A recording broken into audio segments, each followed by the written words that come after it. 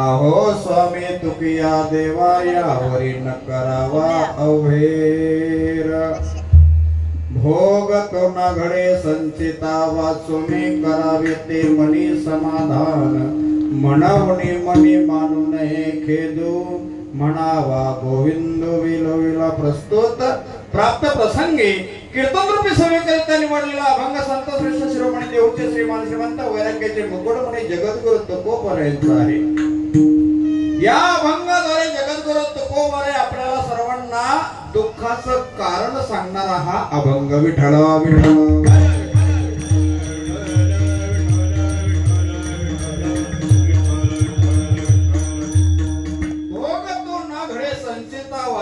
करावे ते मनी समाधान। तुकोबराय म्हणतात जे भोग आहेत हे आपल्या जीवनातले जे दुःख आहेत हे संचिताशिवाय नाही। भोग तो न घडे संचिता वाचोनी। सकारात्मक भाषेतून जगद्गुरु तुकोबराय म्हणतात हे संचिताशिवाय नाही। भोग तो न घडे संचिता वाचोनी। मग काय करावं? करावे ते मनी समाधान। का म्हणावं ते समाधान बाळगायचा? तर ते संचिताशिवाय नाही म्हणून। करावे ते मनी समाधान म्हणून मनी मानू नये खेदू म्हणावा गोविंद विलविला। म्हणून आपण आपल्या मनामध्ये कोणत्या प्रकारचा खेद मानायचा नाही। खेद मानण्यापेक्षा त्या ठिकाणी गोविंदाचं चिंतन करावं तुकोबराय म्हणतात।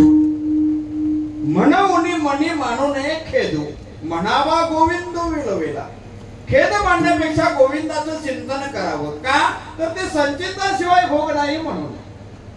मग काही न वाटत असो याच्यामुळे असं झालं आणि त्याच्यामुळे तसं झालं, कोणामुळे काही होत नाही। तुकोबराय म्हणतात अनेका रुसावे न लगे बहुता आपल्या संचिता वाचूनिया। आपल्या संचिताशिवाय काही होत नाही, मग दुसऱ्यावर रुसून काय फायदा? रुसायचं झालं तर आपल्या संचितावर रुसावं, दुसऱ्यावर रुसायचं नाही। अनेका रुसावे न लगे बहुता आपल्या संचिता वाचूनिया। तर जो दुःखाचा भार आहे आपल्या जीवनामध्ये, या घराण्यामध्ये जो दुःख झालेला आहे, आई गेलेला आहे, आजी गेलेला आहे, नाही का, दोन माणसं गेलेली आहेत। जो दुःखाचा भार आहे तो त्या देवावर आपण टाकायचा आणि मग तो आपला कैवारी झाल्याशिवाय राहणार नाही। तुका म्हणे भार घातली यावरी होईल कैवारी नारायण। तो कैवारी होतो आपला नारायण। म्हणून तो दुःखाचा भार आहे तो देवावर आपण टाकावा, दुसरा कोणावर रुसायचं नाही। अभंगाचा सरळ भावार्थ आपल्या समोर मांडलेला आहे। आता तुम्ही झोपले तरी चालेल, आयते उठा 11ला विठ्ठल विठ्ठल।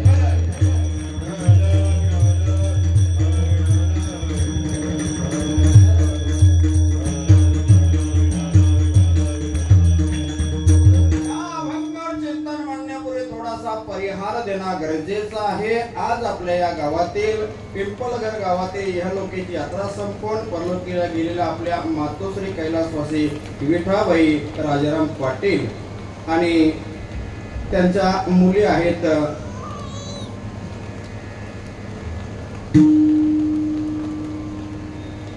संध्याताई, लताताई आणि इंदुताई आणि मनीष त्यांचा मुलगा आहे आणि त्यांच्या सूनबाई छायाताई बलिराम पाटील आणि त्यांचा परिवार, त्यांची मोठी मुलगी आहे ज्योतिताई नवनाथ माली आणि भारतीताई राजेश तरे, आरतीताई प्रफुल्ल भामरे आणि संगीताताई नंदू पाटील आणि त्यांचा मुलगा आहे हेमंत बलिराम पाटील आणि सुनबाई आहे वंदनाबाई हेमंत पाटील.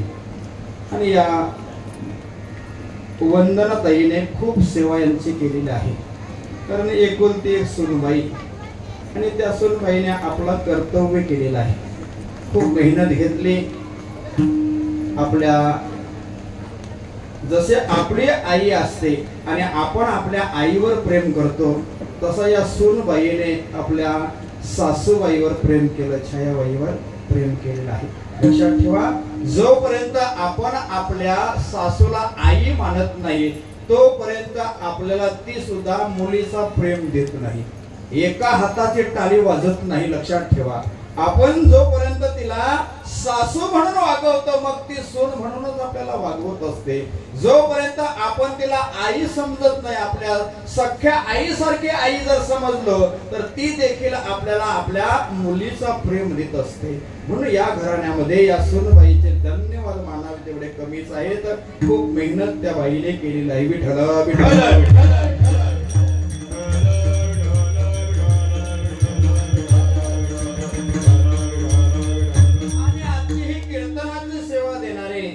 त्यांचे मोठे जावई माझा मित्र नवनाथ माली त्यांच्याकडून आलेली ही सेवा आहे.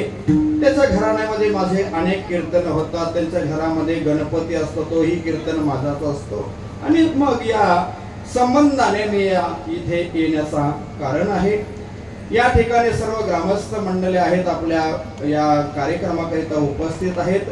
सर्वांच्या चरणावर नतमस्तक होतो. मस्तक हे पायावरी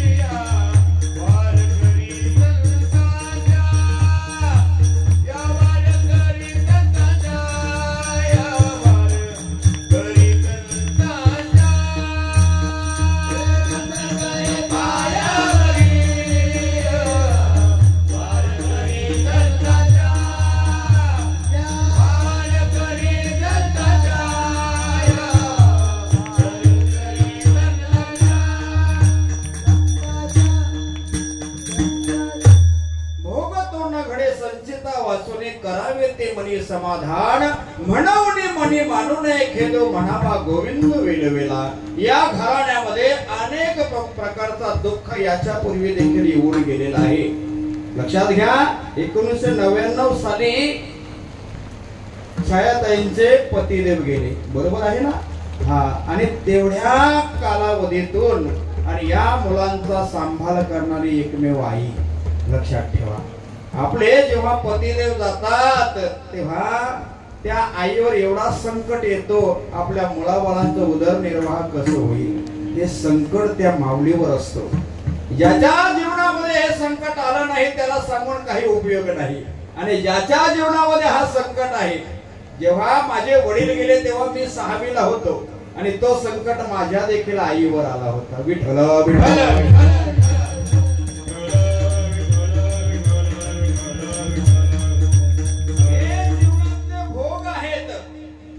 लक्षात घ्या, तुम्ही आम्ही सामान्य आहोत. जगद्गुरु तुकोबारांच्या घरामध्ये देखील 3 वर्षातून आणि 6 लोक निघून गेली. जगद्गुरु तुकोबारांच्या जीवनातला प्रसंग आहे. जगद्गुरु तुकोबारांचे आई वडील गेले. जगद्गुरु तुकोबारांची धर्मपत्नी अन्न करता गेली. जगद्गुरु तुकोबारांचा भाऊ सावजी निघून गेला. जगद्गुरु तुकोबारांचा मोठा मुलगा संतोबा मेला. लक्षात घ्या, हे भोग प्रत्येकावर येणार आहेत आणि येतीलच. कारण यहलोकीचा नाव आहे मृत्यूलोक. या मृत्यूलोकामध्ये एकालाही राहता येणार नाही. प्रत्येकाच्या जीवनामध्ये दुःख आहे. छत्रपती शिवाजी महाराज 50 वर्ष राहिले. आणि संभाजीराजे 32 वर्ष. 32 वर्षामध्ये संभाजीराजे गेले. औरंगजेबाने त्याची हत्या केली. मला सांगा, हा जीवनामध्ये दुःख नाही का? स्वराज्याची स्थापना करणारे छत्रपती शिवाजी महाराज, त्यांच्या मुलाचे हे हाल झाले.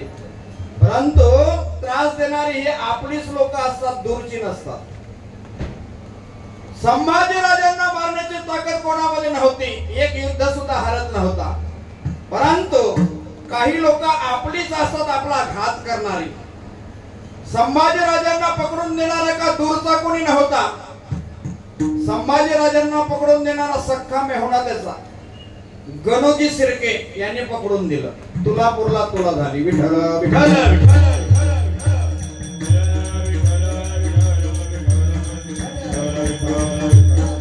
प्रत्येकाच्या जीवनामध्ये दुःख येत राहतात. कायमचा दुःख नसतो आणि कायमचा सुख देखील आपल्याला प्रत्येकाला नाही.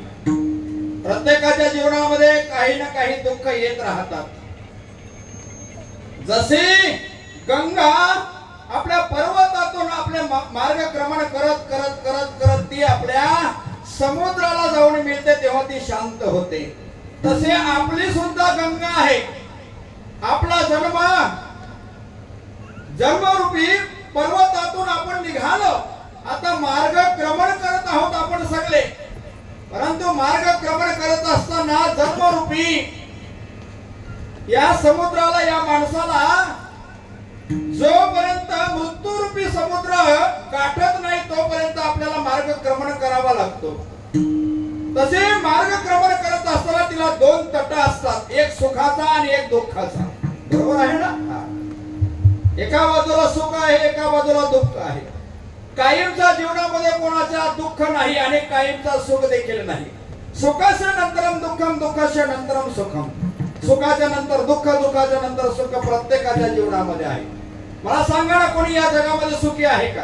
कोणालाही विचारा. कैलासाला विचारा, किती दुःखाचे डोंगर तो घेतो डोक्यावर. हा, प्रत्येक कोणालाही विचारा तुम्ही. प्रत्येकाच्या जीवनामध्ये दुःख आहे. जो देखे सो दुखिया बाबा सुखिया कोई नहीं रे. ब्रह्मा विष्णु महेश दुखिया जिसने सृष्टि बनाई है. कहत कबीरा हो नहीं दुखिया जिसने मन को जीता है. विठ्ठल विठ्ठल.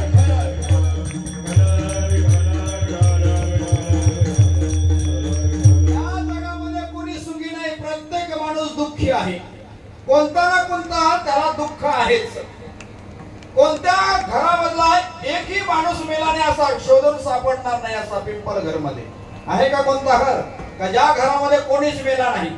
एकदा एका बाईचा मुलगा, एकुलता एक मुलगा मेला होता आणि ती एका साधू जवळ त्या मुलाला घेऊन गेली आणि साधू महाराजाला सांगितलं, महाराज माझा एकुलता एक मुलगा गेला, याला जिवंत करा. साधू महाराज काय करतात, त्याला बोध देत असतात.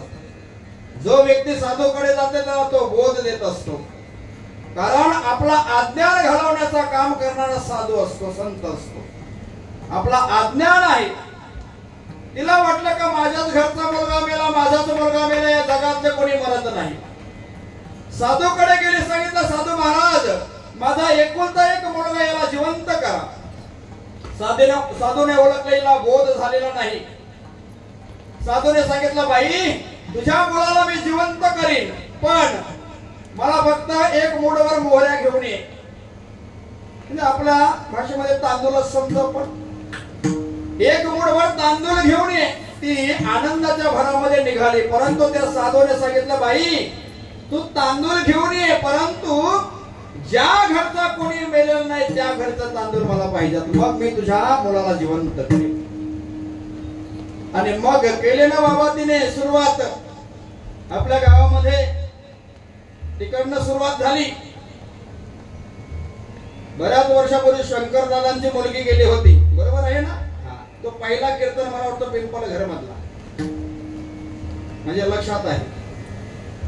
त्या घरापासून सुरुवात केली. त्या बाईने सांगितलं मला तांदूळ द्या मूठभर. ते म्हणतात तुमच्या घरचा कोणी मेलेला का? ते सांगितलं माझी मुलगी मेलेली आहे. ते म्हणतात नको तुमच्या घरचं. दुसऱ्या घरामध्ये आले, विचारलं बाबा मूठभर तांदूळ द्या, तुझ्या घरचा कोणी मेलेला आहे का? तिने सांगितलं माझा दीर मेलेला आहे. पुढच्या घरामध्ये गेले, म्हणतो माझा सासरा मेलेला आहे. असे पाहता पाहता सर्व गाव फिरून आले, एकही घर असा शोधून सापडला नाही ज्या घरचा कोणी मेला नाही. ती बाई तशी झाली आणि साधू महाराजाच्या जवळ जो मुलगा ठेवला होता तो तसा तिने उचलला आणि सरळ स्मशानाकडे निघून गेली. काय झालं त्या साधूचा? साधू बोध झाला तो निर्णय केला.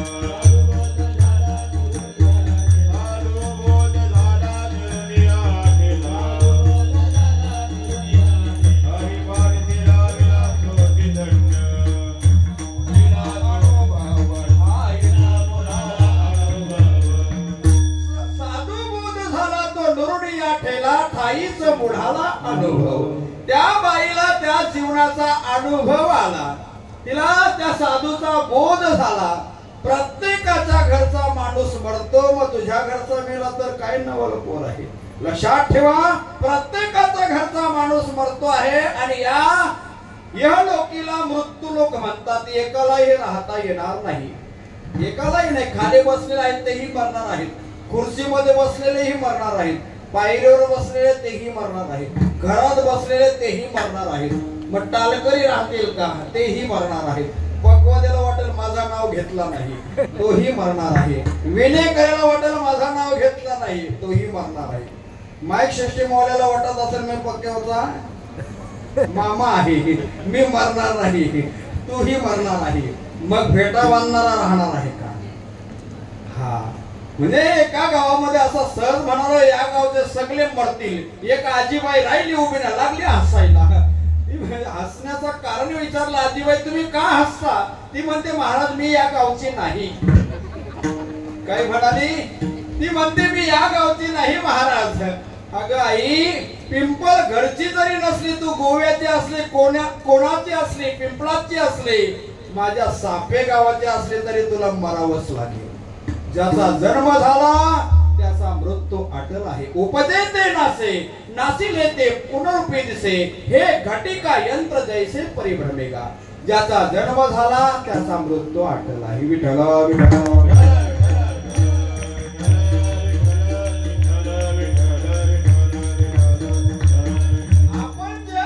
जीवनामध्ये सुख भोगतो आहे, दुःख भोगतो आहे, याला कारण काय असेल? हो, याला कारण काय? एखादा जर ऍक्सिडेंट झाला, 3-4 पलट्या मारल्या बसने तरी सुद्धा तो वाचला आणि आपण त्याला बघायला गेलो, मग त्याला विचारतो बाबा एवढा मोठा ऍक्सिडेंट झाला आणि तू वाचला कसा? तर तो सहज म्हणतो माझे काहीतरी मागच्या जन्माचे पुण्य असते. बरोबर की नाही? पुण्याने आपल्याला सुख मिळत असतो, जीवदान मिळत असतो, आणि पापाने आपल्याला दुःख मिळत असतो. बरोबर आहे ना? हा, पाप केल्यानंतर त्याला सुख मिळत नाही जीवनामध्ये, आणि पुण्य केल्यानंतर त्याला जन्मामध्ये दुःख मिळत नाही. लक्षात घ्या, सुख दुःख हे मिळत असतात जीवनामध्ये, परंतु कायमचं सुख नाही, कायमचं दुःख मिळत नाही. प्रत्येक माणूस आपल्या आपल्या कर्माची फळं भोगत असतो. कोणी गरीब आहे, कोणी श्रीमंत आहे, काय कोणी करोडपती आहे. हे जीवनामधल्या त्याच्या केलेले कर्माची फळ आहे. तो कोणी असू द्या, आम्ही असू द्या किंवा तुम्ही असू द्या, प्रत्येकाला आपल्या कर्माची फळं भोगावीच लागतात. ते मला खरंच महाराज म्हणाले, हा प्रत्येकाला. कुत्र्याला सुद्धा त्याच्या मार्ग म्हणजे आधीच्या जन्मामध्ये त्याने जो पाप केलेला असतो तो या जन्मामध्ये कुत्रा होतो. कारण तो या जन्मामध्ये जर का माणूस असून जर कीर्तनाला बसला नाही तर देव म्हणतो याला मी आता पुढच्या जन्मामध्ये कुत्राच बनवतो. त्या देवाच्या हातामध्ये आहे आपल्याला काय बनवायचं, श्रीमंत बनवायचं का आपल्याला गरीब बनवायचं त्याच्या हातामध्ये आहे. आणि हे जीवनाचे फळ आहेत. ही फळं आपल्याला त्या कर्मानुसार मिळत असतात. हा, हे भोग आहेत, हे कर्माशिवाय नाही. विठ्ठल विठ्ठल.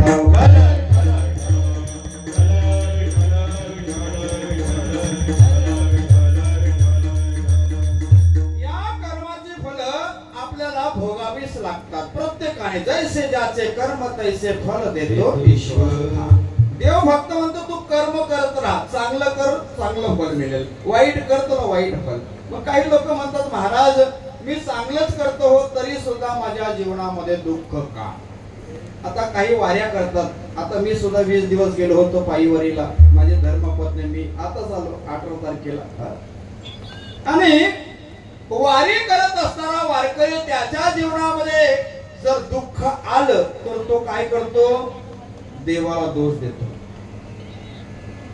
काही कीर्तनकार लोक सुद्धा त्यांचा मुलगा मेला तर देव फेकून द्यायला निघतात. देव फेकून द्यायला निघतात. असं करायचं नाही. एकाच्या जीवनामध्ये असा दुःख आला. दुःख आल्यानंतर मग आपल्या गावात असतात असे टवाली, हल्दीमध्ये नाचणारी पेताड, ते जाऊन त्याला भेटतात. अरे तुझ्या जीवनामध्ये एवढा दुःख का? आम्ही बरे ना, आम्ही कधी वारीला नाही, आलमगीरला नाही, पंढरपूरला नाही, त्र्यंबकला नाही, कुठे जात नाही, हरिपाठाला नाही, गावचा सप्ताह कसा होतो ते पाहत नाही आम्ही, कुठे तोंड असतो त्याचा सप्त्याचा, तरी सुद्धा आम्ही सुखी आहोत. तू वाऱ्या करतो, पंढरीची वारी करतो, त्र्यंबकची वारी करतो, आनंदीची वारी करतो, दररोज हरिपाठाला जातो, काकडा करतो, तरी सुद्धा तुझ्या जीवनामध्ये दुःख का? तर तो म्हणतो अरे ते देवबीव काही नाही. काय म्हणतो तो? देवबीव काही नाही. आमच्यासारखा तू हो. एखादा नवीन मालकरी असेल तर त्याचा ऐकण्याने माल काढून फेकून देईल. विठ्ठल विठ्ठल.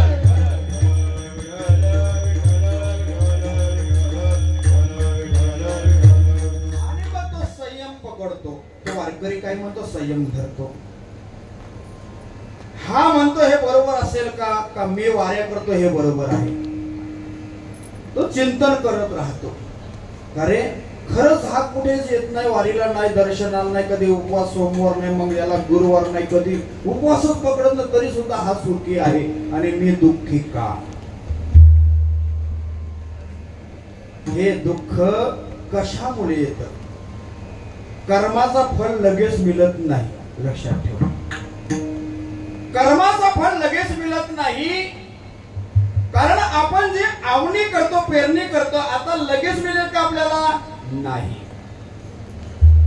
कापणी करावी लागेल, झोडणी करावी लागेल. बरोबर आहे ना? हा. आणि मग झोडणी केल्यानंतर आपण तो जमिनीला ठेवतो. बरोबर आहे? हा.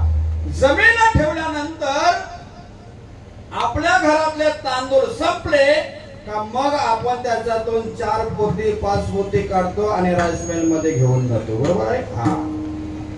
आपण जे पेरणी करतो त्याला क्रियामान म्हणतात. लक्ष देऊन आहे का कीर्तन? हा. क्रियामान, प्रारब्ध आणि संचित याच्यावर चिंतन आहे. विठ्ठल विठ्ठल.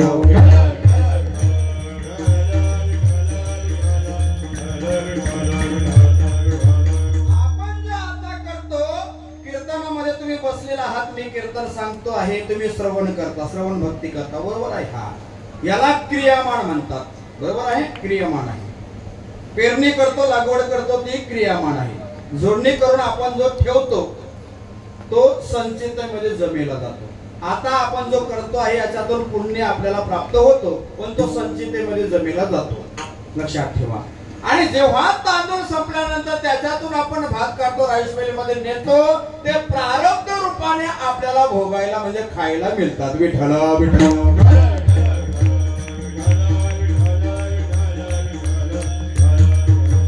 आता करतो त्याचं फळ लगेच मिळत नाही. म्हणजे चोरी करणं हे वाईट काम आहे. लगेच जर फळ त्याचा मिळत असता तर रेल्वे मध्ये, बस मध्ये खिसे कापणारे असतात. बरोबर आहे? हा. खिसे कापणारे असतात, ते पाप करतात. बरोबर आहे ना? आणि जर लगेच फळ मिळत असता तर त्याचे बोट कापली गेली असेल त्याच्यामध्ये, त्याचा फळ लगेच मिळत नाही. हा. त्याचा फळ नंतर आहे. आता तुम्ही हे पुण्याचा काम करत आहात.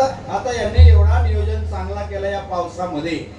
लक्षात ठेवा, एवढा चांगला नियोजन केला. या पावसामध्ये असं वाटत होतं कीर्तन होणार नाही, कारण कालचा कीर्तन माझा कॅन्सल झाला होता. कुठे? वजोर्ली गावामध्ये. कडवलीचा पाणी वजोर्ली मध्ये घुसला, कीर्तन कॅन्सल.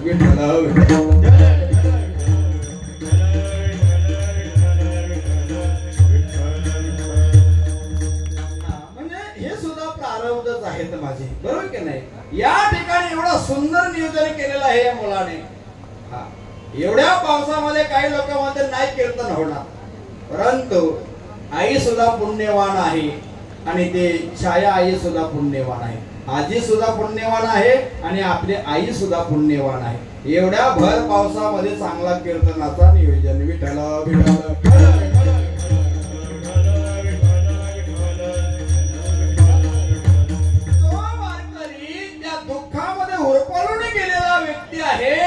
आणि मग त्या व्यक्तीला तुकोबारे सांगतात बाबा जे तो काम करतो आहे आता त्याचा फल लगेच मिळत नाही. जो तो दुःख भोगतो आहे त्याला कारण आहे संचित आणि तेच तुकोबारे त्याला मार्गदर्शन करतात अभंगाच्या प्रथम चरण.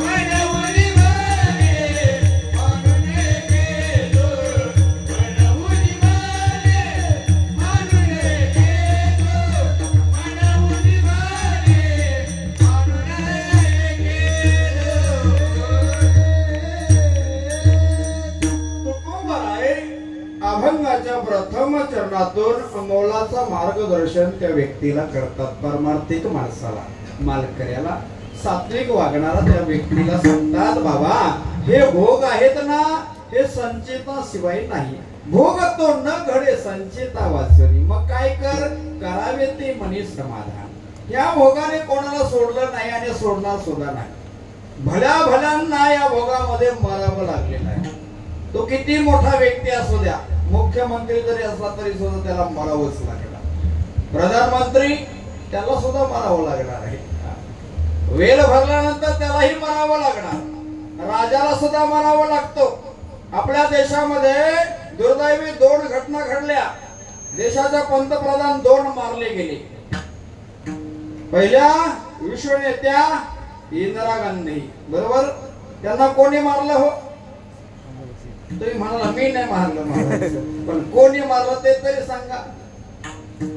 अंगरक्षकांनी, त्यांच्याच अंगरक्षकांनी त्यांना मारलं. बरोबर आहे ना? हा, त्यांच्याच अंगरक्षकांनी, ते दुसऱ्याचे नव्हते. अंगरक्षक कोणाला म्हणतात? जो अंगाचं रक्षण करतो त्याला अंगरक्षक म्हणतात. त्यांच्याच अंगरक्षकांनी त्यांना मारावं. हे भोग आहे, हे कोणाला चुकवता येत नाही. त्याच्यानंतर राजीव गांधी झाले पंतप्रधान. त्यांना कोणी मारलं हो? तामिळनाडू मध्ये एका स्त्रीने हार घातला. हारामध्ये बॉम्ब होता. बरोबर आहे ना? तिथे त्यांना मारलं गेलं. पंतप्रधान जर मारले जातात मग आपण तुम्ही आम्ही. हा, म्हणून भोगामध्ये ते सुद्धा सुटत नाही. त्यांनाही मरावं लागलं. मग देवादिकांना सुद्धा त्यांच्या चुकीला माफी नाही. देवादिकांना सुद्धा माफ नाही. देवाच्या बापाला माफी नाही. प्रभू रामचंद्राचे वडील दशरथ राजा त्याच्या हातून हत्या झाली कोणाची? श्रावण बालाची. श्रावण बाल मारला गेला आणि मग त्याच्या आई वडिलांनी त्यांना शाप दिला, तो सुद्धा पुत्र शोकाने मरशील. विठ्ठल विठ्ठल.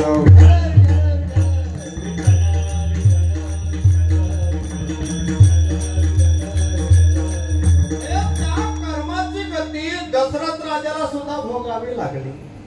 कर्मे दशरथ वियोगे मेला, कर्मे श्रीराम वनवासा गेला, कर्मे रावण जय पावला, वियोग घडला सीता देवी.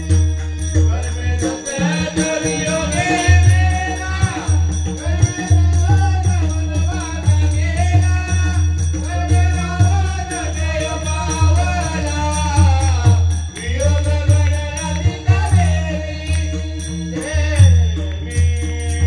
ही कर्माची गती आहे.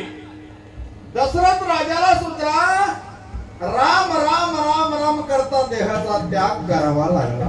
कर्मे दशरथ वियोगे मेला, कर्मे श्रीराम वनवासा गेला. ही कर्माची गती आहे. राम प्रभूंना सुद्धा वनवासाला जावं लागलं हो. सकाळी राज्याभिषेक होणार, माझा राम राजगादीवर बसणार आणि रात्री कैकेयीचा निर्णय. कैकेयी म्हणते माझ्या भरताला गादी पाहिजे, रामाला 14 वर्ष वनवास पाहिजे. वचन दिलेलं आहे तुम्ही मला, शब्द दिलेला आहे. वेल आल्यावर मागे सांगितलं होतं, आता ही वेल आली. रात्री राजकारण झाला. प्रभू रामचंद्राला गादीवर बसायचं होतं सकाळी. हा मूर्त काढणारा का ब्राह्मण का कल्याणचा भेवंडीचा होता का? कुलगुरु वशिष्ठ मुनी होते, तरी सुद्धा त्याच्यामध्ये बदल झाला. ती पावलं कुठे निघाली? वनवासाच्या दिशेने निघाली. तेव्हा कौसल्या माता रडायला लागल्या, अरे माझा बाळ आता वनवासाला जाणार, तो पाणी कुठे पिईल? माझ्या बाळाला त्रास होईल. त्या बाळाला आई म्हणते, अरे माझ्या रघुनंदना, नको जाऊ बाला वना, मग आला प्रेम पाना पुन्हा बाजू राघवा. बाल माझा केविलवाणी, कुठे पेशील बाला पाणी, कसा कोपला कैवल्य दानी, परतून ये रे श्रीरामा. विठ्ठल विठ्ठल.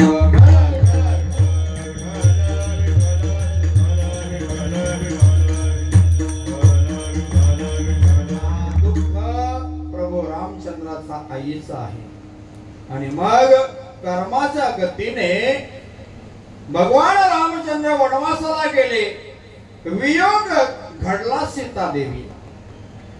आपल्या नाशिकला गेल्यानंतर तिथे पर्णकुटे बांधून राहिले आणि तिथे तो लंकेचा रावण आला.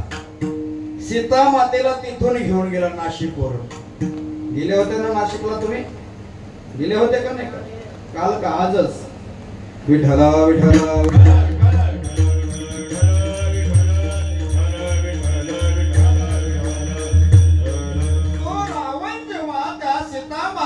लंकेमध्ये घेऊन जातो आणि लंकेमध्ये जिथे ठेवते तिथे एक शिपाई म्हणून राक्षसीन एक ठेवली जाते तिच्या जवळ.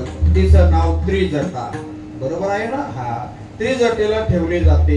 आणि मग सीता माता त्या त्रिजटेला विचारत असते, त्रिजटे, अगं माझ्या प्रभूचे चरण माझ्यापासून दूर का झाले? काहींचे पतिदेव दूर असतात, पत्नी दूर असते, नाही का? हे प्रारब्धाची गती आहे, लक्षात ठेवा. ते दुःख मानायचं नाही आपण जीवनामध्ये. अनेकांच्या जीवनामध्ये हे आहे प्रसंग आपल्या डोळ्यासमोर दिसतात. काही मुली, काही पतिदेव वाईट मिळतात म्हणून ते त्रास सहन होत नाही, आत्महत्या करतात. काही मुली येऊन राहतात, येऊन सगळ्याचा आत्महत्या करायची नाही. विठ्ठल विठ्ठल.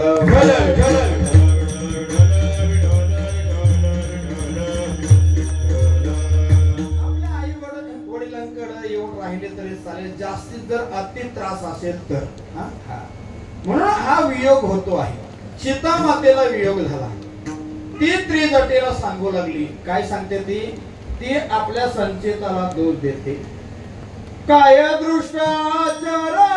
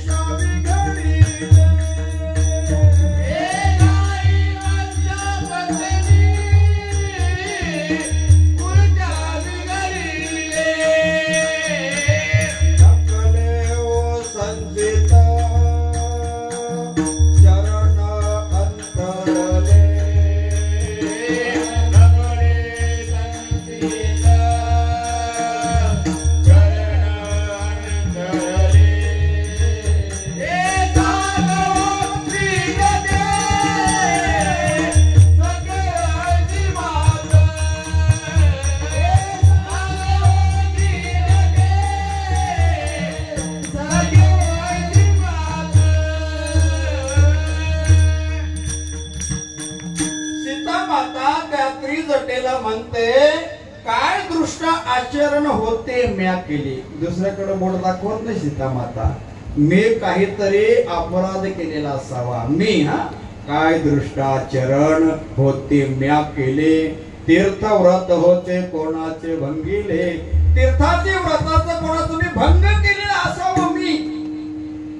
गायी वत्सा पत्नी पुरुषा बिघडले. गायीची वस्त्राची तूट केलेली असावी.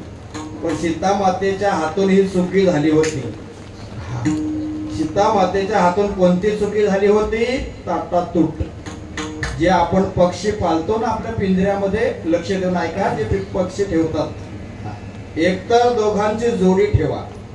एखादा जर एक दूर राहिला तर त्यांचा शाप देखील आपल्याला भोगावा लागतो. सीता मातेला तोच शाप भोगावा लागलेला आहे. पक्षी दूर राहिला आणि पक्षी पिंजऱ्यात राहिले. एकमेकाची ताटातूट झाली म्हणून सीता माता आपल्या संचिताला दोष देते. विठ्ठल विठ्ठल.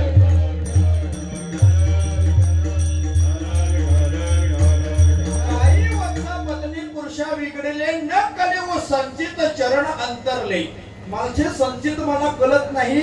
माझ्या पतिदेवांचे, माझ्या प्रभूचे चरण माझ्यापासून दूर झाले, अंतरले. सांगो त्रिजटे सखे ऐसी मात. त्रिजटेला सांगतात सीता माता का हे दुःख मी का भोगतो आहे तर माझ्या संचितावर मी रुसतो आहे, दुसऱ्यावर नाही. विठ्ठल विठ्ठल.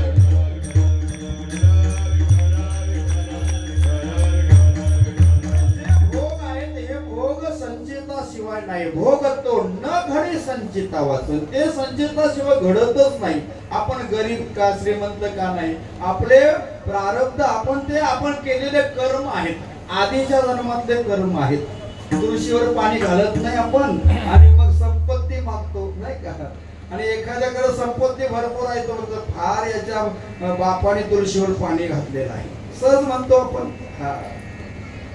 मग भगवान रामचंद्रांना सुद्धा दुःख भोगावं लागलं. भोगतो न घडे संचिता वाचुनी. भगवान रामचंद्रांच्या हातून जरी चुकी झाली तरी सुद्धा ते स्वतःला माफ करून घेत नाही. प्रभू रामचंद्राने वालीला जेव्हा बाण मारला पाठीमागून सुग्रीवाच्या सांगण्यावरून, बरोबर आहे ना, तेव्हा तो वाली मरता मरता काय म्हणाला असेल प्रभू रामचंद्रांना सांगितलं, देवा तुझी माझी काही दुश्मनी नव्हती. दुश्मनी आमची दोघा भावांची होती. सुग्रीवाची माझी भांडण होती. तुम्ही का आमच्या भावांच्या भांडणामध्ये मध्ये पडले? काय आपली दुश्मनी होती का? त्याच्या सांगण्यावरून मला बाण मारलं. तुम्हाला जर मदत पाहिजे होती ना, माझ्याकडून मागायची होती, त्या रावणाला मी माझ्या मुलाच्या पाळण्यामध्ये उलटा टांगत होतो, अंगदाच्या पाळण्यामध्ये. एवढी ताकद माझ्यामध्ये होती. आणि तो सुग्रीवाच्या सांगण्यावरून पाठीमागून बाण मारलं मला. देवा फार चुकी केली तुम्ही. तेव्हा राम प्रभू म्हणाले मी तुला जीवदान देतो, चांगला देह देतो. वाली म्हणतो नको देवा, आता तुमच्या हातून मरण चांगलं आहे. परंतु राम प्रभूने त्याला वचन दिलं, जेव्हा मी कृष्ण अवतार धारण करीन तेव्हा कृष्ण अवतार संपवताना मी तुझ्या हातून जाईन. लक्षात ठेवा, कृष्ण अवतार फक्त 125 वर्ष राहिले. 125 वर्ष राहिले. आणि जरा नावाचा व्याध त्याचा बाण पायाला लागतो देवाच्या. तेव्हा भगवंत निजधामाला जातात. तो जरा नावाचा व्याध त्या जन्मातला वाली, या जन्मात तो व्याध झाला. त्या जन्मामध्ये राम प्रभूने त्याला मारलं. या जन्मामध्ये त्यांनी तो देह संपवला. लक्षात ठेवा, देव जर स्वतःला माफ करत नाही मग तो मग आम्ही करणार आहेत का? आपण का त्यांचे जावई लागून गेलो का? विठ्ठल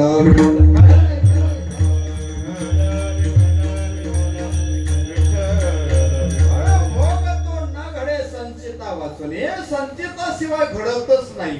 मग संचिताशिवाय घडत नाही, मग काय करायचं? करावे ते मनी समाधान. मग मनामध्ये आपण समाधान मानायचा. समाधान मानलं तर बरं आहे. समाधान मानायचाच असतो.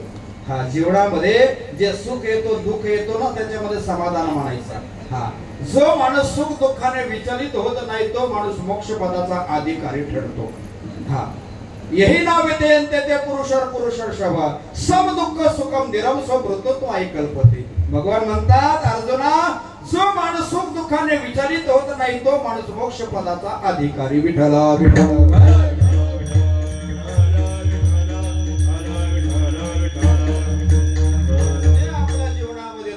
घेतो ते संचिता शिवाय नाही भोग दोन घडी संचिता वाचोनी करावे ते मनी समाधान. म्हणून आपण मनामध्ये समाधान मानायचा. आपल्या मनामध्ये कोणत्याच प्रकारचा खेद ठेवायचा नाही.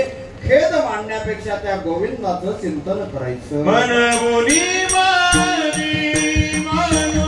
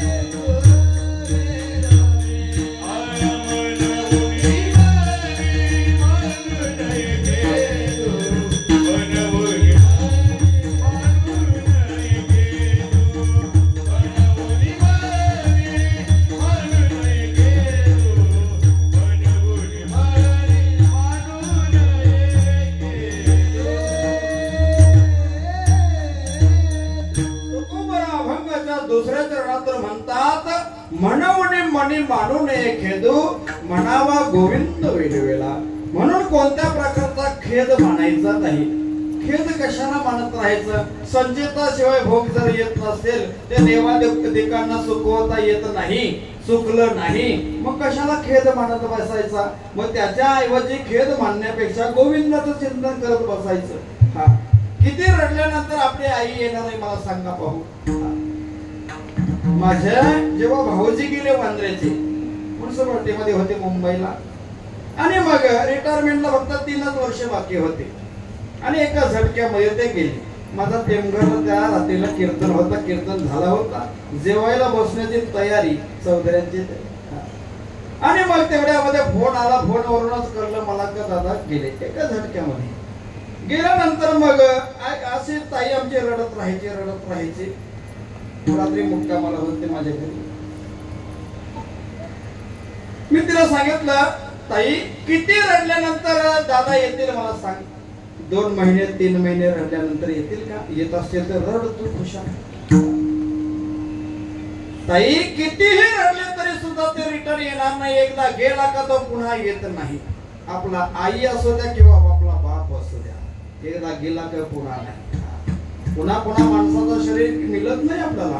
सर्व काही पुन्हा मिळेल. पुनर्मित्र पुनर्भार्या पुनर्वही येतात सर्व पुनर्लभ्य ना शरीरम पुन्हा.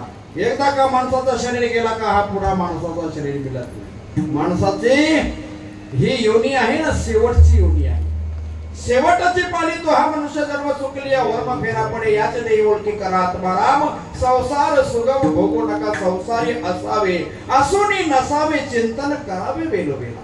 संसारात असून नसल्यासारखं आहे. त्यागावे न भोगावे मध्यभागी विभागावे. विभागणी करायची असेल तर मध्यंतर करावी. संसारी असावे असूनी नसावे. प्रपंच करायचा परमार्थही करायचा. का सांगतो तर मी सुद्धा वर्षाला 6 वाऱ्या पायी करतो आहे. आता पंढरीची वारी करून आलो. काला पडलो की नाही. विठोबाने मला कलर दिला. 20 दिवस गेलो. म्हणजे संसार करून परमार्थ करायचा आहे. संतांनी सांगितलं नाही का तुम्ही घराला त्याग करा आणि डोंगरावर जाऊन बसा असं सांगितलं नाही. संसार करून परमार्थ करायला सांगितलेलं आहे. त्यांनी सुद्धा तेच केलेलं आहे. मग जीवनामध्ये दुःख येत राहणार, दुःख येत राहणार, दुःख सुख येत राहणार आहे. हे येत जात राहणार, कायमचा राहणार नाही. मग आपण काय करायचं, त्या गोविंदाचं चिंतन करावं. तुकोबरांनी गोविंदाचं चिंतन का सांगितलं? विठोबाचं सांगितलं नाही, रामाचं नाही सांगितलं, दत्ताचं नाही, हनुमंताचं नाही सांगितलं, शंकराचं नाही सांगितलं, गोविंदाचंच का सांगितलं? तर एकमेव भगवंत तो गोविंद आहे आपला. आणि त्या गोविंदापासून गीता निर्माण झाली. बरोबर आहे. एकमेव हिंदू धर्माचा शास्त्र गीता आहे. गीता से क्या नाता है, गीता हमारी माता है. एकमेव आपला भगवंत तो एकच आहे. आपला शास्त्र एकच आहे, आपला मंत्र एकच आहे, आपला भगवंत एकच आहे. एकम शास्त्रम देवकी पुत्र गीतम एको देव देवकी पुत्र एवो एको मंत्रस्य नामानि याने कर्मापेकम तस्य देवस्य सेवा. एकच शास्त्र आहे, जो देवकीच्या पुत्राने गीता सांगितले, तो एकमेव हिंदू धर्माचा शास्त्र आहे. त्याच्यापासून अनेक शास्त्र निर्माण झाले. एकच भगवंत आहे, तो देवकीचा पुत्र आहे. आणि एकच मंत्र आहे आपला हिंदू धर्माचा, राम कृष्ण हरी. एको मंत्रस्य नामाने आणि कर्मापेकम तस्य देवस्य सेवा. आपण एकाच देवाची सेवा करतो. विठ्ठल विठ्ठल.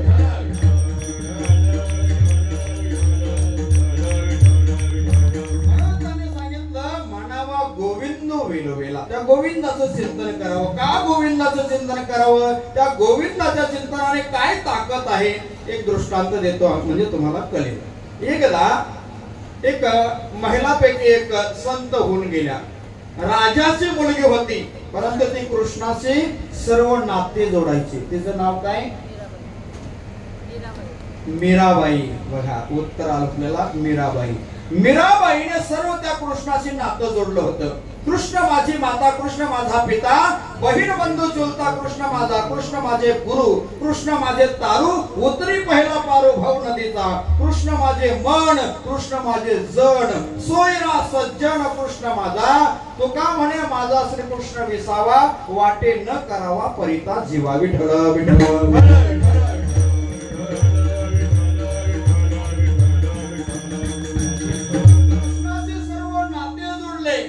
आणि मग त्या राजाला वाटलं माझी मीरा पागल झाली, वेडी झाली माझी मीरा. देवाचे भक्त असतात ते वेडे होतात.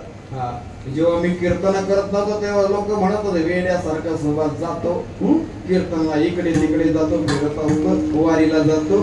आता वेडा होऊन पेडा खाल्ला ना बाबा. ठाणे जिल्ह्यातून माझी निवड होते. अयोध्येमध्ये मी होते 22 तारखेला. जिल्ह्यातून माझी निवड, लक्षात ठेवा. मोदी सरकार, सर्व योगी, सर्व आम्ही जवळ होतो. सर्व अनुराधा पोडवाल, सर्व मोठे मोठे व्यक्तींच्या आम्ही जवळ होतो, संपर्कात होतो, एकत्र जेवत होतो आम्ही अयोध्येमध्ये. विठ्ठल विठ्ठल.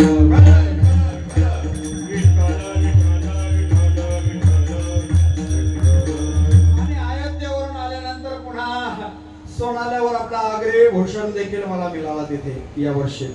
या वर्षाचा माझा वर्ष फार चांगला निघाला. अयोध्येमध्ये मान मिळालं, आग्रे भूषण म्हणून तिथे मिळालं. अजून काय पाहिजे जीवनामध्ये, लक्षात ठेवा. आता वारी करून आलो, एक गोळी देखील नाही, इंजेक्शन तर दूरच राहिलं. विठ्ठल विठ्ठल.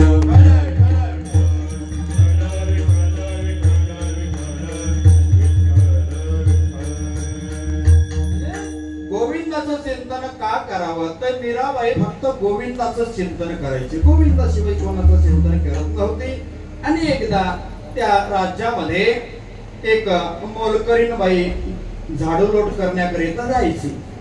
आणि ती एक दिवस गेली नाही, तिने बदली आपला मुलगा पाठवला कामाकरिता. हा गोविंदाचं चिंतन देतो आपल्या समोर. आणि मग तो मुलगा झाडू लोट करण्याकरिता त्या राज्यामध्ये गेला आणि त्याने त्या मीराबाईला पाहिलं.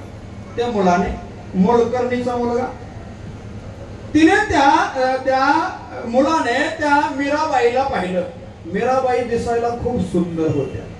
तिला पाहिल्यानंतर घरी गेला आणि मग तो आईला म्हणू लागला, आई मला लग्न करायचं आहे. तो म्हणतो लग्न करायचं, मुलगी पाहिली? तू म्हणाले पाहिली. कुठल्या गावातली आहे का आपल्या, का बाजूच्या गावची? म्हणते नाही. मग मी ज्या राजाच्या त्या दरबारात गेलो होतो ना, तिथे झाडू लोट करायला गेलो ना मी तुझ्या बदली, तिथे मी त्या राजाची मुलगी पाहिली मीराबाई. मला तिच्याशी लग्न करायचं आहे. आता कहा राजा हो जोर कहा गंगू तेरी. विठ्ठल विठ्ठल.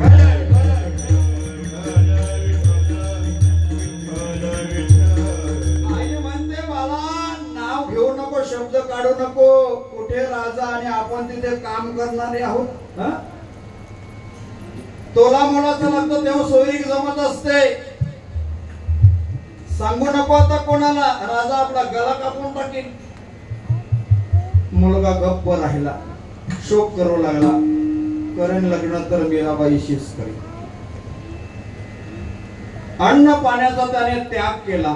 आई जायचे झाडलोट करायला, मीराबाई बघायची तिच्याकडे.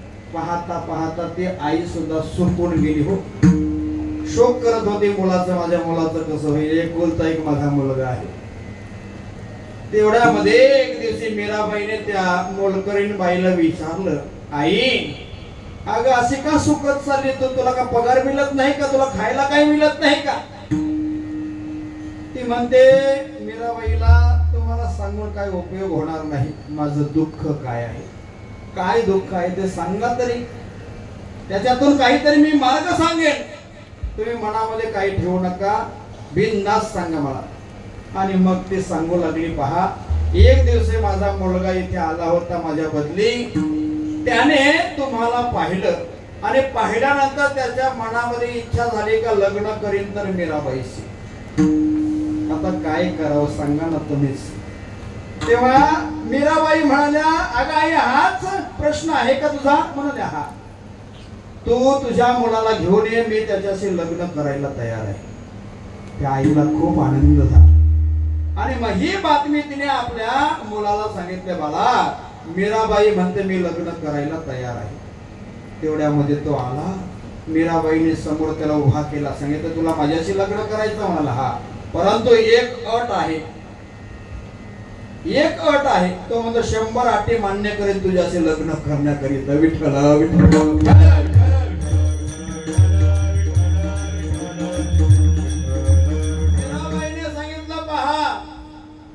तू 7 दिवस सतत गोविंदाचं चिंतन करायचं.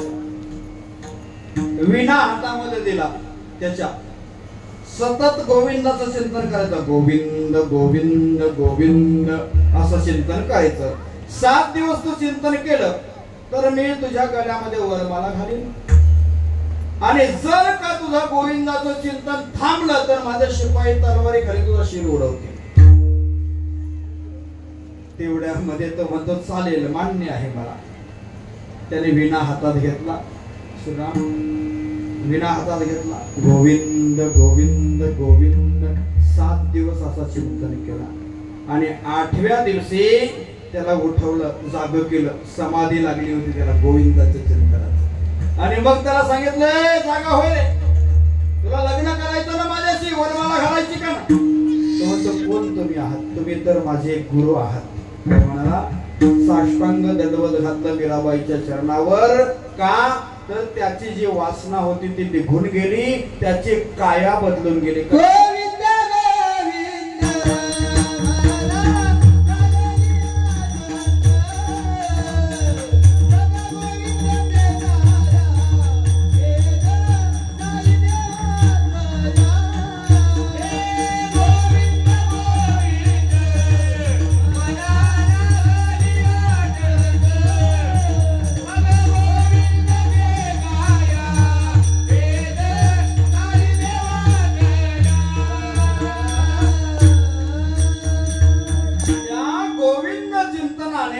काया बदलून जाते. गोविंद गोविंद म्हणा लागले या छंद, मग गोविंद ते काया.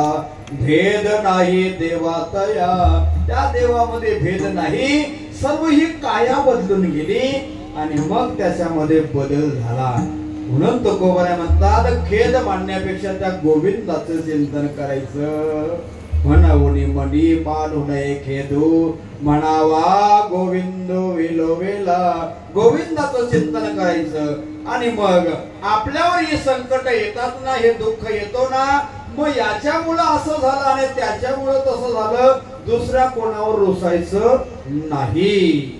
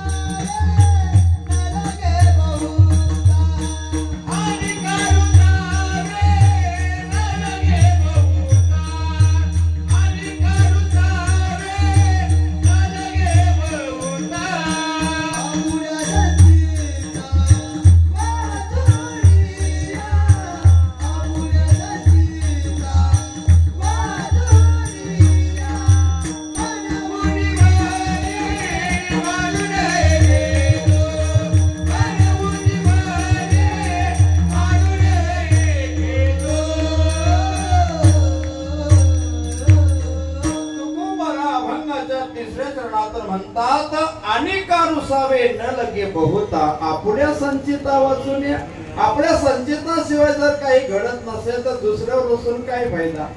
कशाला दुसऱ्यावर रुसायचं. आणि का रुसावे न लगे बहुता.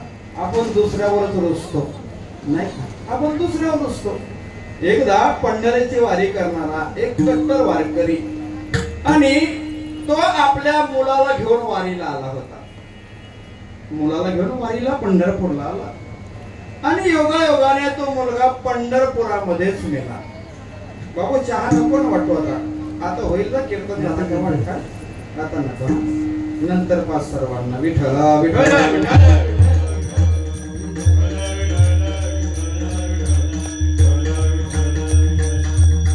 10 मिनिटं राहिले टेन्शन घेऊ नका. चहा मिळेल पाणी मिळेल तुम्हाला. पंढरपुरामध्ये गेलेला असताना त्याचा मुलगा पंढरपुरात मेला. लक्ष देऊन ऐका मार्मिक चिंतन आहे. पंढरपुरामध्ये मुलगा मेला. कोणाचा मृत्यू कुठे असेल हे सांगता येत नाही.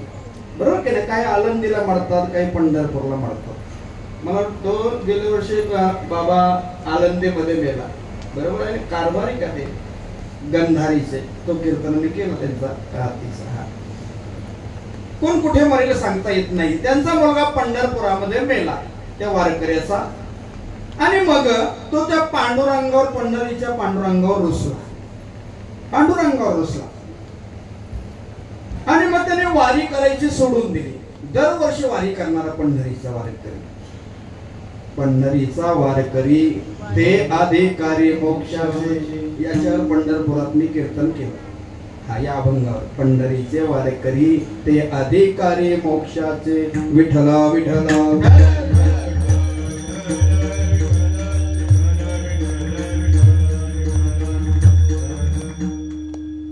आणि जे पंढरपूरची वारी करतात ते कधी चुकवत नाही. मरेपर्यंत वाऱ्या करतात पंढरीचे वारकरी. हा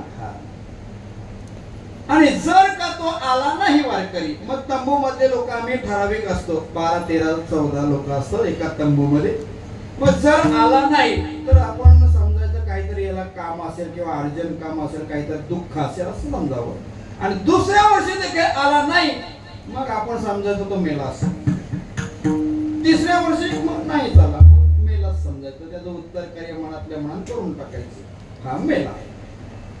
आणि मग नेमकंच माझं कीर्तन त्याच्या गावाला त्याच्याचा तो येत नव्हता त्याच्या गावाला कीर्तन. आणि मग समोरच असा बसला होता कैलासदादा सारखा समोरच बसला. मी समजलो का रे हा तर जिवंत आहे. मला वाटलं का मेला अजून जिवंत आहे. कीर्तन झाल्यानंतर मग वारकरी येतात. महाराज चला माझ्या घरी दूध घ्यायला. नाही चहा नाही सांगत ते दूध घ्यायला कॉफी घ्यायला. तो आला दर्शनाला. माझं कीर्तन झाल्यानंतर पाया पडला आणि मग तो म्हणतो महाराज कसे आहेत बरे आहेत ना. मी सांगितलं बरं आहे पण तू अजून जिवंत आहेस. तो तुम्ही गेलोच नाही. मग पंढरीची वारीला तू दिसत नाही म्हणून मला वाटलं का तू मेला. तो महाराज काय झालं सांगू का. त्या वर्षी माझा मुलगा माझ्या जोडीला होता पंढरीच्या वारीला. म्हणाला हो माझा मुलगा पंढरपुरात मेला. तेव्हापासून मी पंढरपूर सोडलं. काय म्हणाला पंढरपूर सोडलं तेव्हापासून. मग या प्रश्नाचं त्याचं उत्तर मला द्यायचं होतं. पंढरपूर सोडलंय आणि याचा मुलगा पंढरपुरात मेला म्हणून. मग कॉफी घेण्याच्या दूध घेण्याच्या बहाण्याने त्याच्या घरी गेलो. घरी गेल्यानंतर मग त्याचा बंगला पाहिला. खूप सुंदर होता. त्याला विचारलं का रे या बंगल्याला खर्च किती आला असेल. तो म्हणतो मला माहित नाही. मग तुमच्या काकांनी बाबांनी बांधलेला आहे. मग काकांना विचारला किती खर्च आला. तो म्हणतो काका मेले माझे. कुठे या हॉलमध्ये मेले. मग काकीला विचार काकी त्या खोलीमध्ये मेली. मग तुझ्या वडिलांना विचार वडील मेले या खोलीमध्ये. मग तुझ्या आईला विचार आई मेली इथे. असे पाहता पाहता त्याने 7 लोक सांगितले मेली या घरामध्ये. अरे तुझा एक मुलगा पंढरपुरामध्ये मेला तर पंढरपूर सोडलं. मग एवढी लोक तुझ्या घरात मेली ना. काठी लावून दिलं तुझ्या घराला. का घरामध्ये अजून आहेस. का देवावर रुसतो. विठ्ठला विठ्ठला.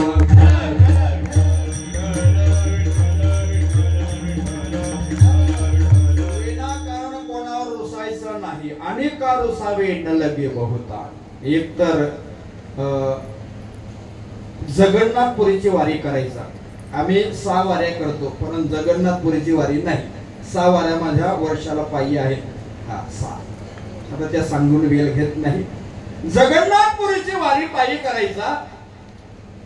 मजल दर मजल करत करत एका गावामध्ये मुक्काम असायचा. एका गावामध्ये त्याचा मुक्काम नेहमीप्रमाणे. आणि मग त्या घरची पाटलीनबाई तांब्या भरून पाणी घेऊन आली. तो वारकरी कोण होता? सज्जन त्याचं नाव होतं. सज्जन नावाचा वारकरी.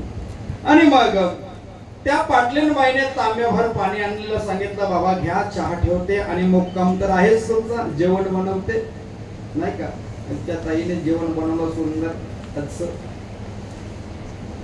तेवढ्यामध्ये ती चहा घेऊन आली. पाणी आधी दिला, चहा दिला, नंतर आता मुक्कामच आहे. तो सज्जन दिसायला खूप सुंदर होता. लक्ष देऊन ऐका हा चिंतन. खूप दिसायला सुंदर होता. आणि मग जेवण झाल्यानंतर झोपी गेले. झोपी गेल्यानंतर रात्री 12 वाजता ती पाटलीनबाई त्या सज्जनाच्या जवळ आली. लक्ष देऊन ऐका. सज्जनाच्या जवळ आली आणि मग सज्जनाला म्हणू लागली, माझी काम वासना पूर्ण करा. तेवढ्यामध्ये सज्जन म्हणाला, अगं बाई, तुझा पतिदेव आहे ना झोपलेला, त्यांना सांगा. तिला वाटलं का हा माझ्या पतिदेवांना घाबरतो आहे.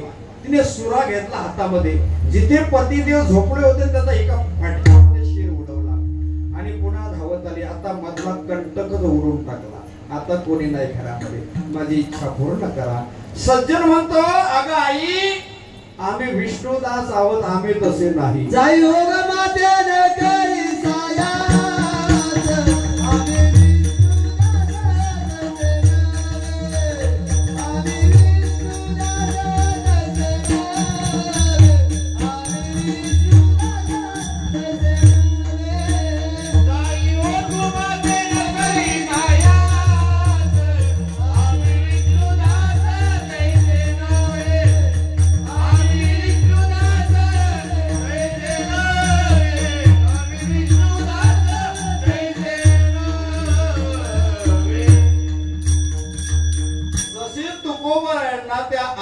आम्ही एक स्त्री भेटायला गेले होते. तुकोबराय सुद्धा त्या तिला तेच म्हणाले, जाई होतो माते न करी सायास, आम्ही विष्णुदास तैसे नव्हे. विष्णुदास आहोत आम्ही, तसे नाही. तू समजते तसे आम्ही नाही.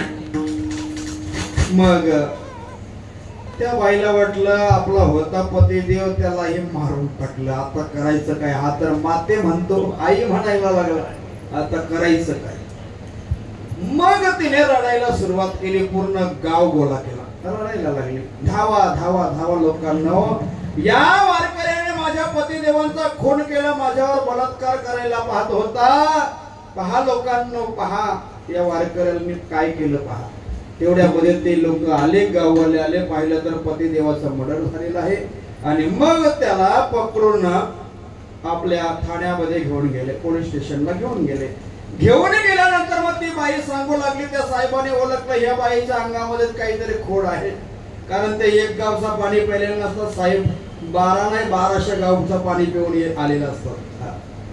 आणि मग तो विचारू लागला, साहेब का हे वारकऱ्या, तू सांग, तुझ्या मुखातून मला ऐकायचं, काय घटना काय घडली ते सांग.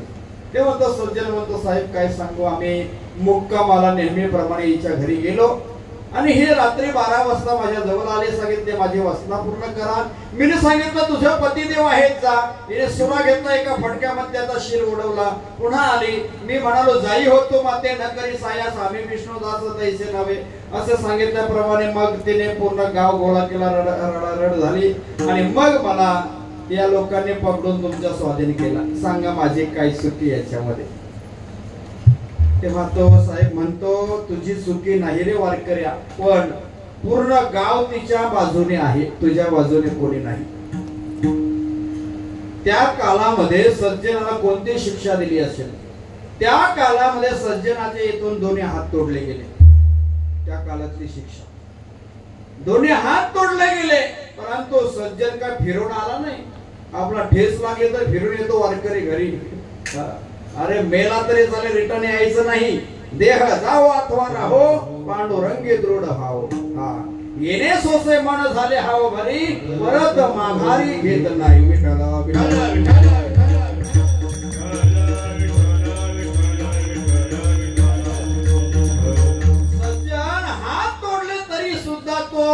जगन्नाथपुरीला गेला.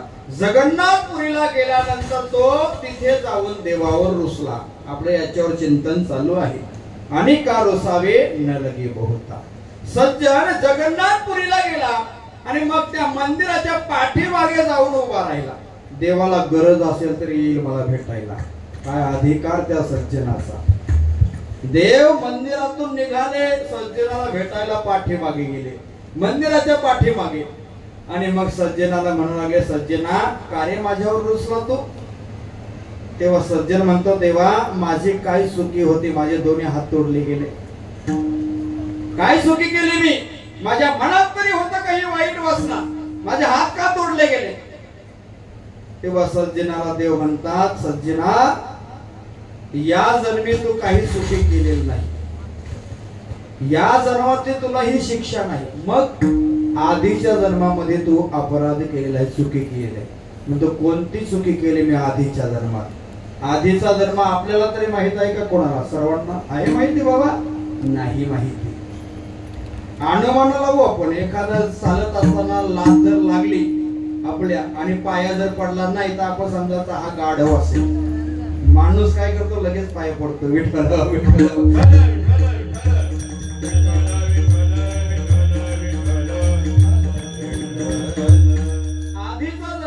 स्वप्नासारखं आहे. नवनाथ स्वप्न.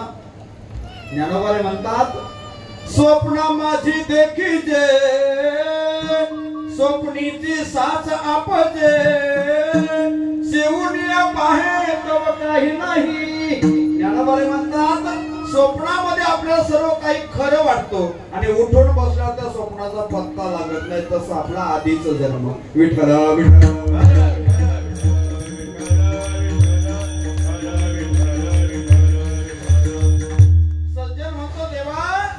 आधीच्या जन्मातलं काही माहित नाही. मग देव म्हणतात, मी तुला दाखवून देतो आधी काय अपराध घडला तुझ्या हातातून.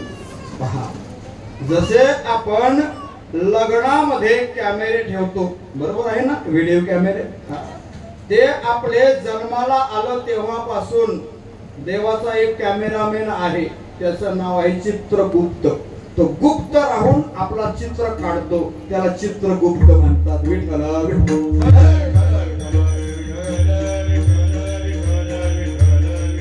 काहींना वाटतं का मला कोणी पाहिलंच नाही. अरे पाहणारा चित्रगुप्त आहे. पूर्ण जीवनाची तुझी कॅशिट त्याच्याकडे असते आणि मेल्यानंतर ती लावली जाते आणि ती पाहून आपल्याला फटके दिले जातात. मारिती तोडीती झोडीती निष्ठुर यमाचे किंकर बहुसार अशी पत्र तरुवर खैराचे इंकर निघतील ज्वाला तेल पाके तप्त भूमीवरी चालविती पायी अग्निस्तंभी बाई कवठालविती. या त्या जीवाला शिक्षा दिल्या जातात. लक्षात घ्या. आपण कर्म करत असताना आपल्याला वाटतं कोणी मला पाहिलं नाही. पाहणारा चित्रगुप्त आहे. फोटो काढतो तो आपला गुप्त राहून. मग भगवंत म्हणतात, तुला मी तुझ्या जीवनाची कॅसेट दाखवतो आधीच्या जन्मातली. आपल्या सुद्धा सर्वांच्या आहे ना. कोणी म्हणेल का मी वाचन त्याच्यातून, कोणी वाचणार नाही त्याच्यातून. कीर्तनकार सुद्धा नाही. विठ्ठल विठ्ठल.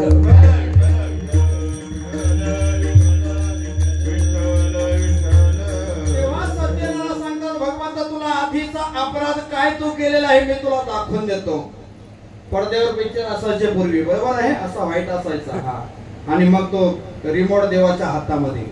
मग तो पिक्चर लावतात की नाही. हा तसा रिमोट त्या देवाच्या हातात आणि आता सुद्धा त्याच्याच हातात आहे.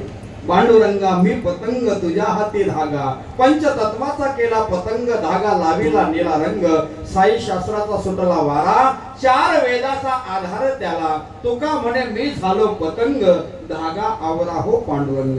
हे धागे दोरे त्या पांडुरंगाच्या हातात आहे. धागा तोडला का आपली पतंग पडली. मग धाम परम मम विठ्ठल विठ्ठल.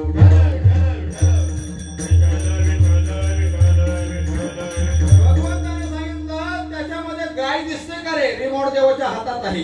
सांगितलं सज्जना त्याच्यामध्ये बघ ती गाय पलते, ती कसायाच्या तावडीतून आपला प्राण वाचवते आहे आणि त्या गायीच्या पाठीमागे लागलेला आहे तो कसाई आहे. तो म्हणतो अरे पकडा त्या गायीला, पकडा त्या गायीला, पकडा त्या गायीला, धावतो आहे. आणि तेवढ्यामध्ये एक व्यक्ती येतो आणि दोन्ही हाताने त्या गायीला पकडतो. गायीला पकडतो आणि त्याच्या स्वाधीन करतो. कोणाच्या? कसायाच्या. आता कसायाच्या स्वाधीन गाय गेली का ती वाचणार आहे का मला सांगा? कसायाची गाय वाचे कैसी, कशी वाचणार? त्याने कापली. मग तो सज्जन विचारतो देवा तो ती गाय कोण होती हो? तेव्हा सज्जनाला देव सांगतात ती गाय या जन्मातली पाटलीन बाई. लक्ष देऊन ऐका. या जन्मातली ती पाटलीन बाई आणि तो कसाई आहे ना, कसाई त्या जन्मातला कसाई या बाईचाच नवरा झाला, पाटील झाला. त्या जन्मामध्ये कसाईने त्या गायीला कापली, या जन्मामध्ये त्या बाईने त्याचा शिर उडवला. त्यांचे दोघांचे झाले बरोबर.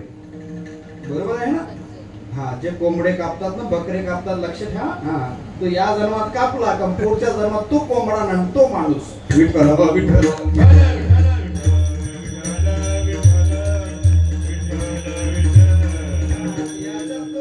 नाही म्हणजे कीर्तनातून एक तरी सुधारला तरी भरपूर होईल मला.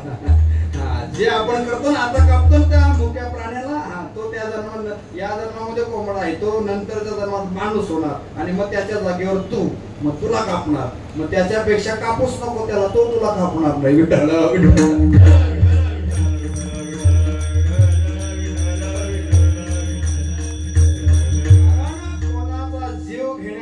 अधिकार आपला नाही का?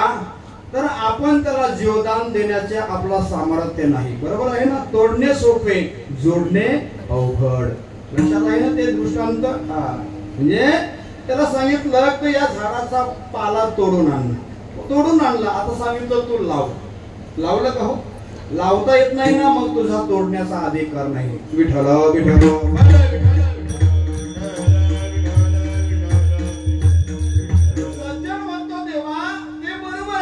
गायीने आणि त्या बाईने आता बदला घेतला. त्यांचं बरोबर झाली, त्यांची बरोबर झाली.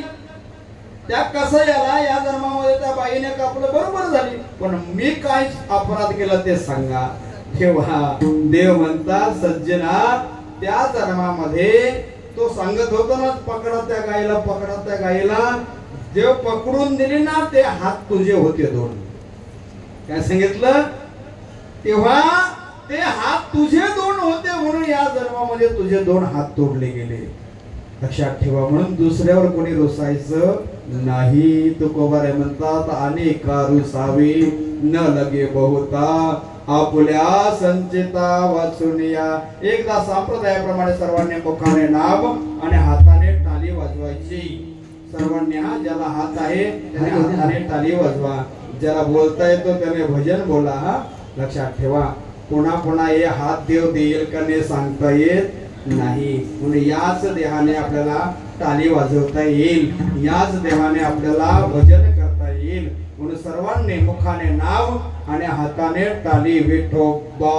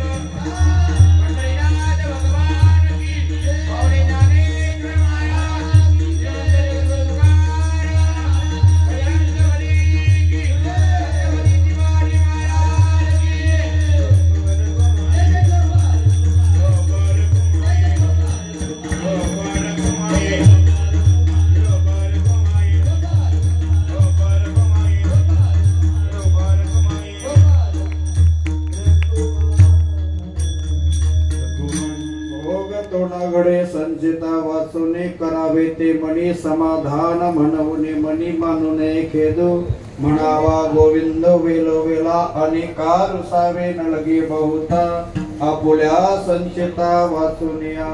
ज्या संतांनी आपल्याला मार्ग दाखवला त्यांचे योग्य मिळाले. ज्ञानेश्वर माऊली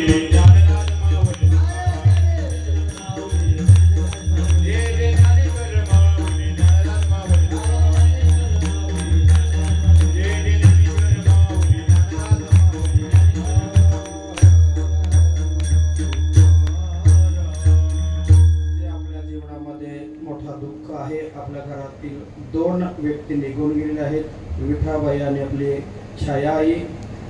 हा दुःखाचा भार आता आपण सर्व देवावर टाकावा. तुकोबरा अभंगाच्या शेवटच्या दुखा मने बारा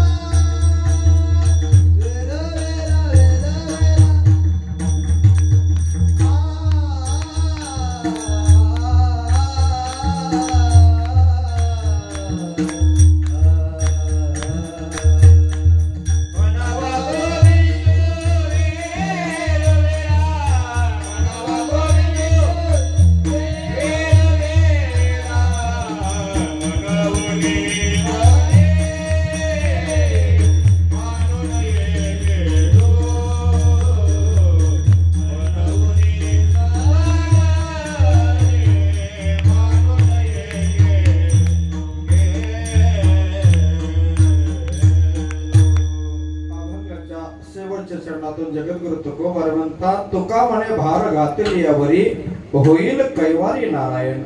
हा दुःखाचा भार आता आपण सर्व देवावर टाकायचा आणि मग तोच कैवारी होईल. आपल्या आईला आपल्या आजीला चांगल्या स्थानावर तो देव घेऊन जाईल. आपण फक्त हा दुःखाचा भार त्याच्यावर टाकायचा. अभंगाचा भावार्थ आपल्या समोर मांडण्याचा प्रयत्न केला आहे. मला काही जास्त येत नाही. मी का भागवताचार्य नाही किंवा रामायणाचार्य नाही. महंत नाही किंवा महामंडलेश्वर सुद्धा नाही, फक्त सामान्य वारकरी आहे. सामान्य म्हणजे सत्य वारकरी आहे. कधी कोणाचा पैसा, कोणाचा काही गावाचा, देवाचा, भावाचा मरेपर्यंत खाणार नाही. हे माझे तत्व आहेत. माझ्या 6 वाऱ्या आहेत वर्षाला पायी. हाच माझा परमार्थ आहे.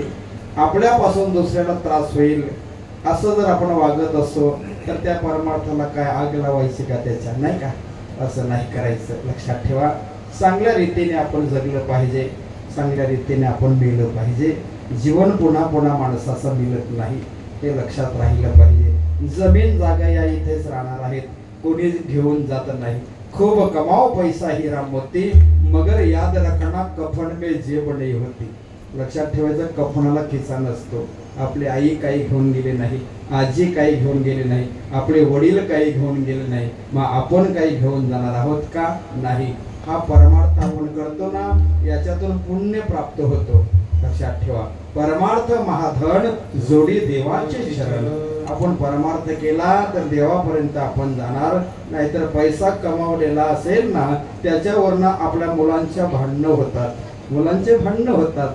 त्याच्या म्हणजे आपण काय कमवायचं ते आपल्या लक्षात आलं पाहिजे. या ठिकाणी आपल्या आईचा जावई मोठा नवनाथ आणि त्यांनी दिलेली ही कीर्तनाची सेवा, आणि या ठिकाणी आपल्या आईची सेवा आपले हेमंतचे धर्मपत्नी वंदनाताई, बरोबर ना? हा, खूप सेवा केली तिने आपल्या सासूबाईची, म्हणून तिला आता काही कमी पडणार नाही. लक्षात घ्या, हा अनुभव सांगतो. हा, माझ्या घरवालीने सुद्धा माझ्या आईची खूप सेवा केली, तिला काही कमी पडत नाही आणि मला सुद्धा काही कमी पडत नाही. लक्षात ठेवा, जो आई वडिलांची सेवा करतो ते फुकट सेवा जात नाही. म्हणून आईची सेवा सर्वांनी केली पाहिजे. आई वडिलांसारखे या जगामध्ये दैवत नाही. म्हणून या घराण्यामध्ये त्या सोनबाईने खूप सेवा केली, तिचे मी आभार मानतो. आणि या ठिकाणी कीर्तनाकरिता मृदंगाचे साथ देणारे जगदीश महाराज पाटील पिसे, त्यांचे आभार. विण्याची साथ देणारे आमचे आनंद दादा वाशेऱ्याचे, ते देखील आले, त्यांचे आभार. गायनाचार्य म्हणून गोरखनाथ महाराज बजागे किरवली, त्यांचे आभार. गणेश महाराज भोईर पडघा, त्यांचे आभार. आपल्या गावातील श्रीराम भोईर, त्याचे सुद्धा आभार. बाबूचे सुद्धा आभार. माईक सिस्टीम दादांनी चांगली दिली, तुझे सुद्धा आभार. आणि रेकॉर्डिंग केलं का डायरेक्ट लाईव्ह ठेवलं तुम्ही कीर्तन, तुमचे देखील आभार. आमचे कैलास दादांचे आभार, आमच्या दादांचे आभार. या सर्व परिवाराचे, मनीषचे आभार, हेमंतचे आभार मानतो. कारण चांगला नियोजन या ठिकाणी त्यांनी केला. एवढा पाऊस चालू असताना देखील आपल्याला एवढा सुंदर नियोजन या ठिकाणी त्यांनी केला, त्याचे पुन्हा पुन्हा मी आभार मानतो. कारण आईचा जो आशीर्वाद आपल्याला मिळाला तो म्हणजे धन्य झाला. लक्षात ठेवा, आईचा खूप मोठा आशीर्वाद असतो. कारण मला अनुभव त्याचा आलेला आहे. म्हणून अनुभव आले अंगा ते या जगात देत असे. गाईले पुराणे तुका म्हणे वेदवाणी, करीतो कवित्व म्हणाले हे कोणी, नव्हे माझी वाणी पदरेची. माझ्या पदरचं मी सांगत नाही, कारण आई ती आई असते, आई वासराची गाय असते. तुम्हाला जर रेकॉर्डिंग करायचं असेल तर मी कविता म्हणतो. दादा माईक सिस्टीम बरोबर दे, माझा आवाज नका घालू. हा, आता पुन्हा पुन्हा कीर्तन दररोज आहेत. हा, आई कशी असते ती पहा. या आईने काय केलं नसेल तुमच्याकरिता. खूप प्रेमळ आपली छाया आई, आणि खूप प्रेम देणारी सर्व जावयांना, ज्या मुलींना खूप प्रेम देऊन गेलेलं आहे. आई ती आई असते. आई कशी असते ती कवितेमध्ये मी तुम्हाला सांगतो. अंबारून वसराने छाटती जवा गाय, पिठामध्ये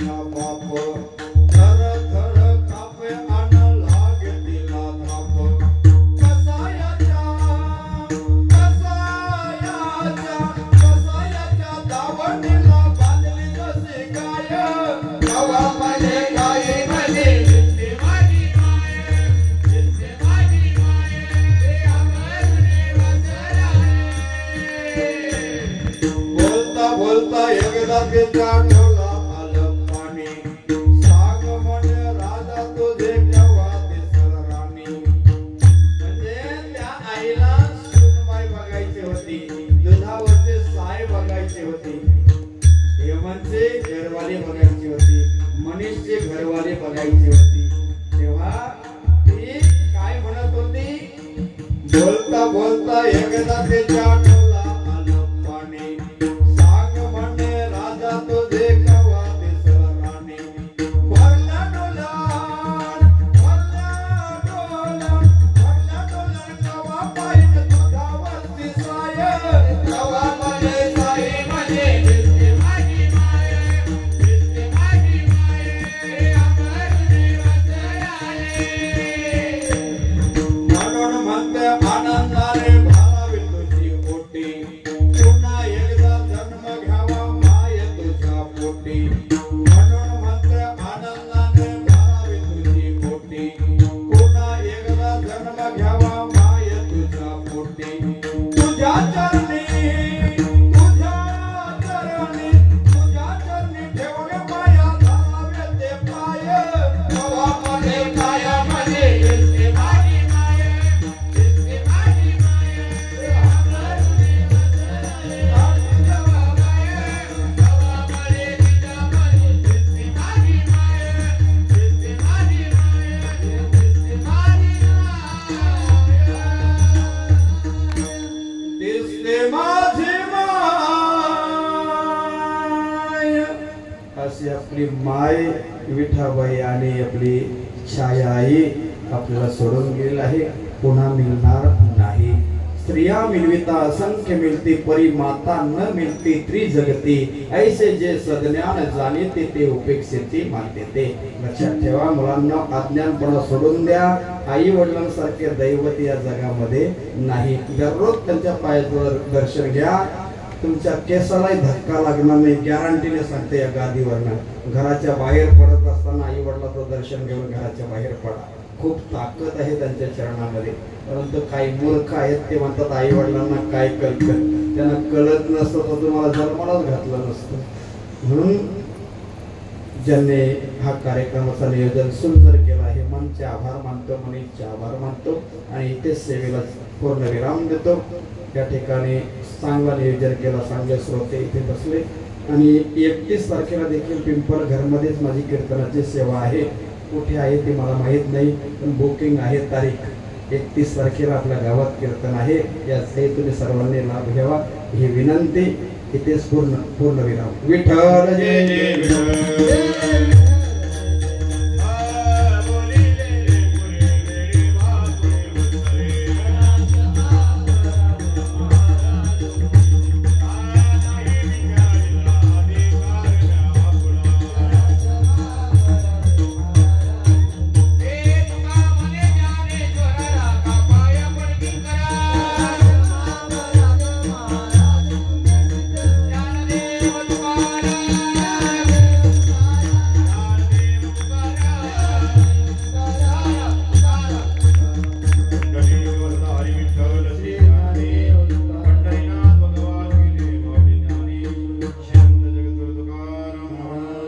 छत्रपती शिवाजी महाराज की जय श्रीराम. जय श्रीराम.